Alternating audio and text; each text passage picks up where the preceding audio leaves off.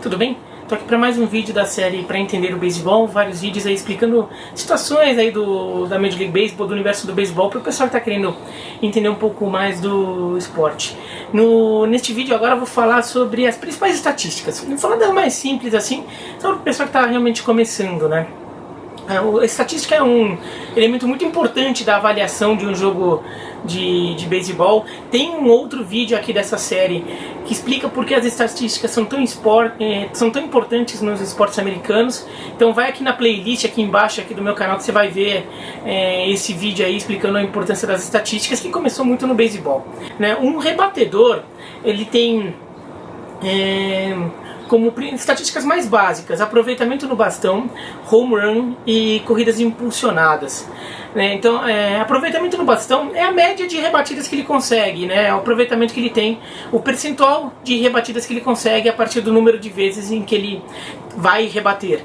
Só que não contam para essa estatística rebatidas de sacrifício, tanto por bunt quanto rebatidas por bolas voadoras para impulsionar um companheiro para anotar uma corrida a partir da terceira base, e não contam também walks, tá? Então só contam realmente bolas que, ou se ele sofreu strikeouts, uma jogada em que ele chega na primeira base por causa de um erro defensivo é contada como eliminação. Uma jogada em que ele chega em base porque a defesa adversária escolheu eliminar um outro corredor do time dele e não ele, também conta como eliminação. E quantas vezes ele conseguiu uma rebatida, pode ser um home run, pode ser uma rebatida para dentro do campo. Então essas são a estatística de aproveitamento. A de home run é home run, quantos home runs ele consegue. O truquezinho aí é que existe o inside the park home run, né, que é aquele home run que é uma rebatida que a bola vai para dentro do campo, mas a bola toma a trajetória ali, a defesa se confunde toda e ele consegue completar as 4 bases de uma vez só, né, como se fosse uma rebatida quádrupla. O inside the park home run é computado como home run, tá? É computado na estatística de home run.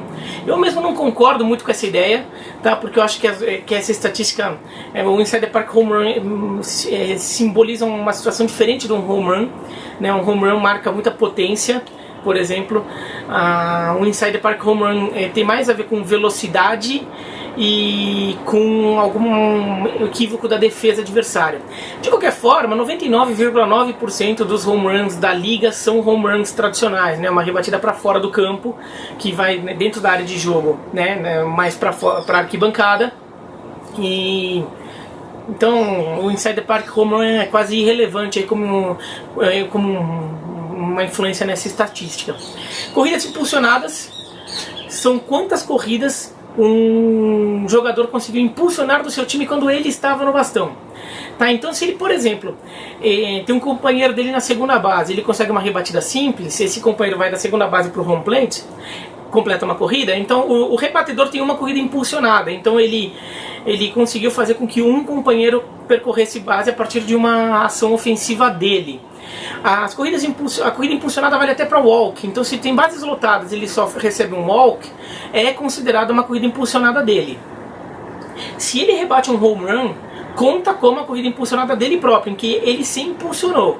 Então se tiver, por exemplo, um grand slam, que é com bases lotadas e um home run, são 4 corridas impulsionadas para o rebatedor.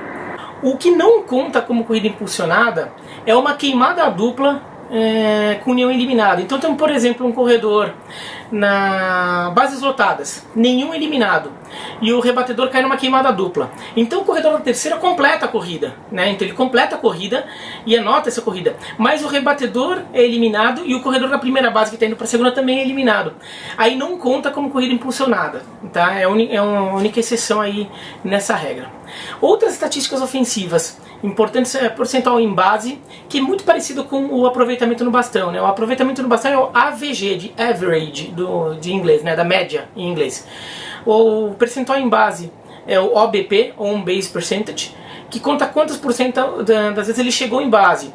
Mas aí no On Base Percentage conta os walks, né? Então um jogador que tem muito walk, ele acaba tendo um aproveitamento em base relativamente maior do que o aproveitamento no bastão. Se esses dois números são muito próximos, é porque ele consegue pouco walk.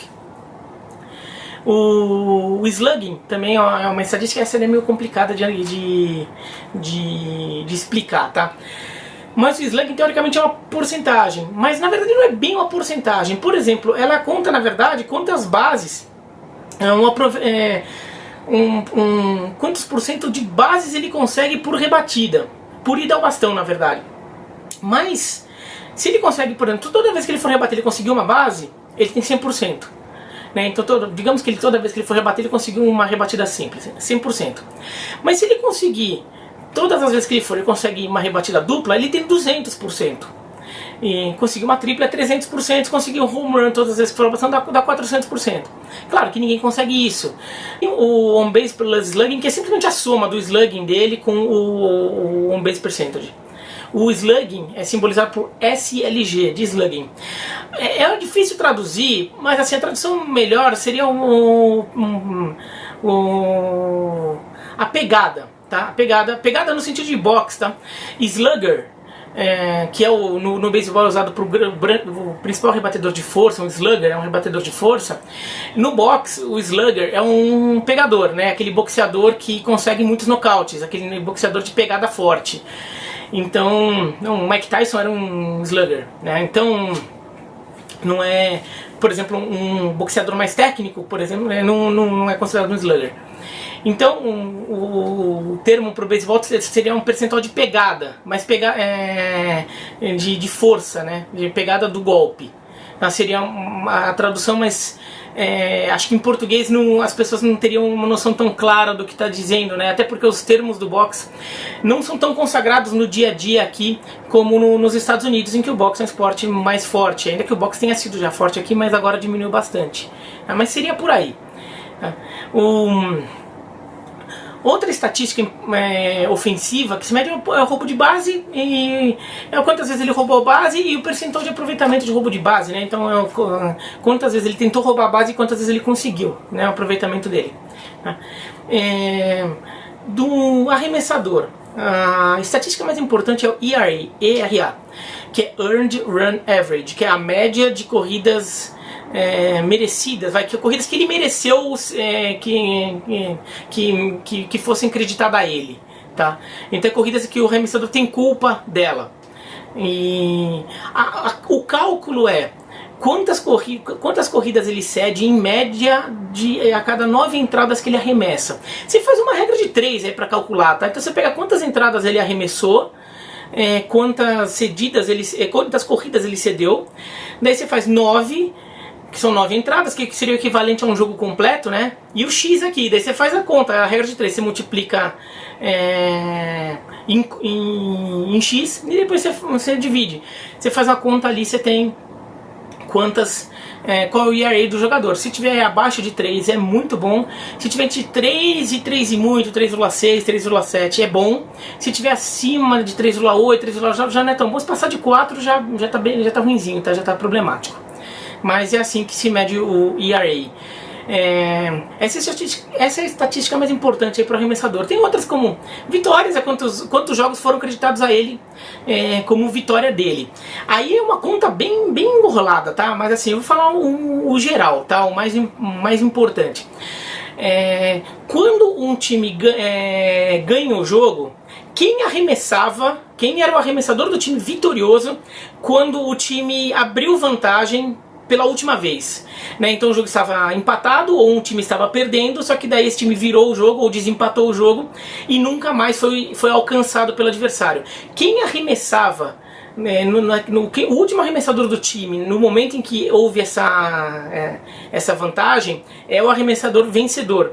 E o arremessador do time que perdeu, o arremessador que cedeu as corridas que levaram a essa desvantagem que nunca mais foi recuperada, é o arremessador perdedor. Tá? Essa é a regra geral. Tá? Tem algumas minúcias, por exemplo, o arremessador titular, o que abre o jogo, o abridor, ele tem que fazer pelo menos 5 entradas completas para poder ser creditado com a vitória.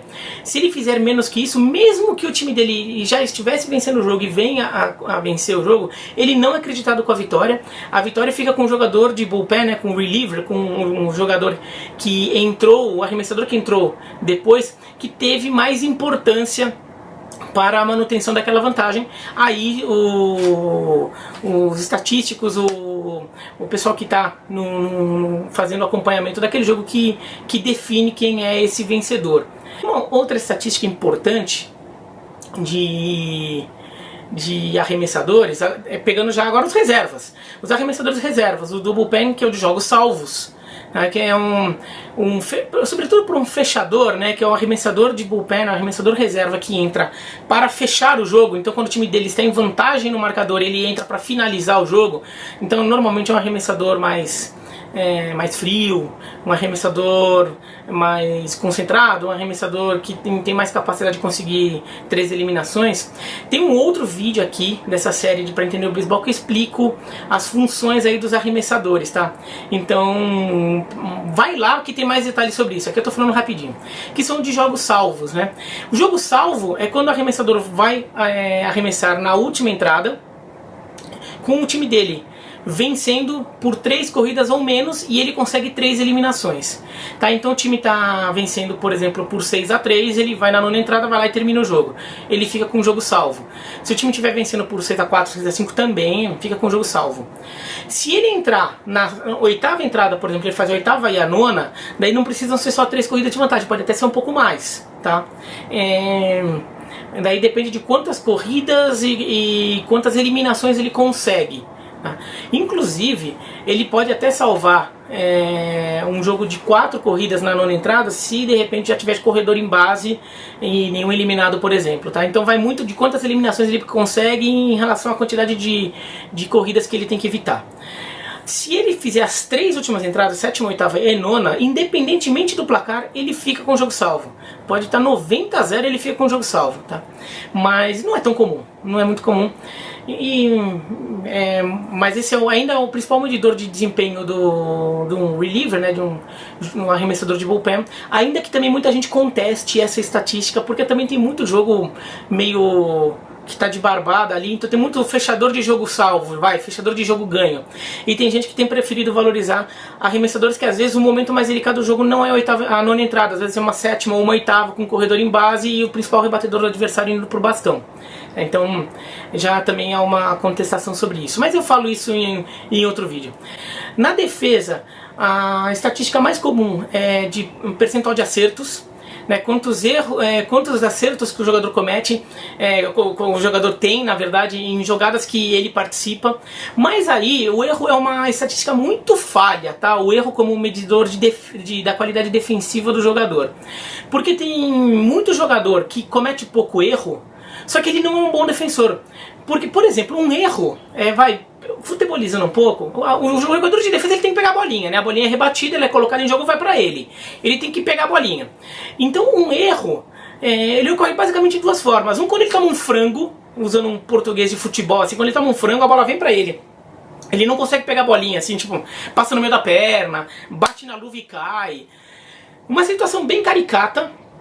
É computador erro, ou então quando ele pega a bolinha ele tem que jogar a bola para um companheiro fazer a eliminação, por exemplo, tem que jogar a bola na primeira base e ele joga a bola errado, né? Ele joga a bola bem torto, assim, a bola passa longe, assim. São essas as 2 principais formas de se cometer um erro. Tem muito defensor que comete pouco erro, tipo, ele nunca toma um frango, digamos, ele normalmente acerta o arremesso para a primeira base, não é? Só que ele não tem muito alcance, ele não tem muita elasticidade, ele não tem muito impulso, então ele simplesmente não alcança a bola. Então, assim, às vezes a bola passa por ele, não é um erro. Mas um jogador melhor que ele faria defesa, conseguiria pegar a bola, ele conseguiria se esticar, conseguiria pular e fazer essa defesa.